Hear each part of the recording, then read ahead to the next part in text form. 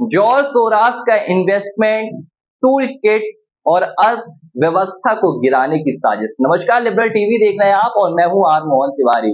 शनिवार को भारत के कारोबार और भारत के बाजार को हिला देने वाली एक रिपोर्ट सामने आती है।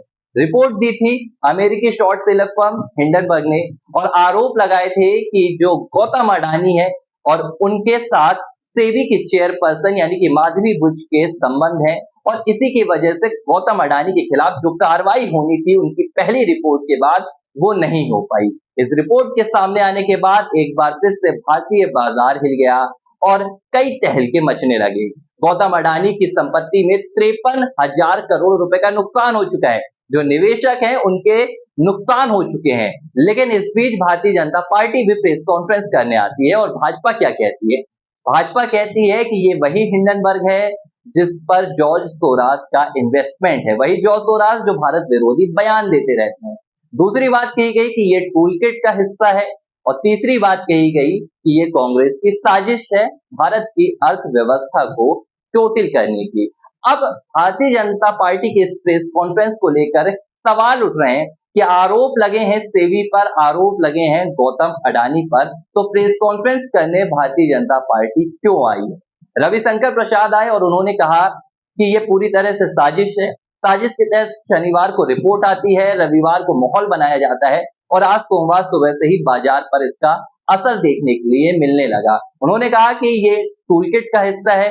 विदेशी ताकतें नहीं चाहती कि भारत में एक अच्छा निवेश जाए, भारत में इन्वेस्टमेंट हो और भारत की अर्थव्यवस्था और ज्यादा बढ़े। भारत की अर्थव्यवस्था को चोटिल करने का प्रयास है, ये कहना है रविशंकर प्रसाद का। लेकिन जो विपक्ष है, विपक्ष ने भारतीय जनता पार्टी की इस प्रेस कॉन्फ्रेंस पर सवाल उठा दिए।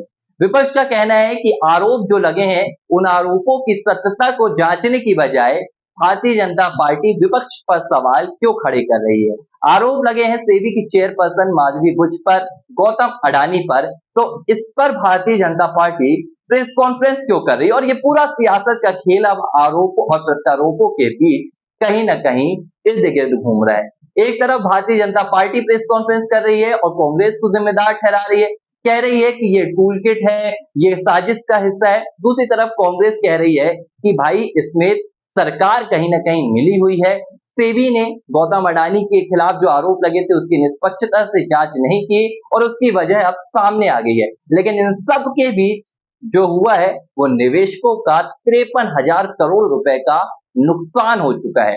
गौतम अडानी के फंड को लेकर, गौतम अडानी की कंपनी को लेकर जो रिपोर्ट हिंडनबर्ग ने सामने दी, इस रिपोर्ट के आने के बाद जो निवेशक हैं उनके 53,000 करोड़ रुपए डूब चुके हैं। हालांकि इससे पहले राहुल गांधी ने भी एक सवाल किया और उन्होंने कहा कि अगर निवेशकों के पैसे डूबते हैं तो इसका जिम्मेदार कौन होगा। लेकिन इस जिम्मेदारी पर अब तक भाजपा का कोई भी जवाब नहीं आया है। लेकिन भाजपा ने एक बार फिर से बता दी है कि देश की हर समस्या के लिए अगर कोई परमानेंट जिम्मेदार है तो वो कांग्रेस पार्टी है। लिबरल टीवी देख रहे हैं आप, बने रहिए।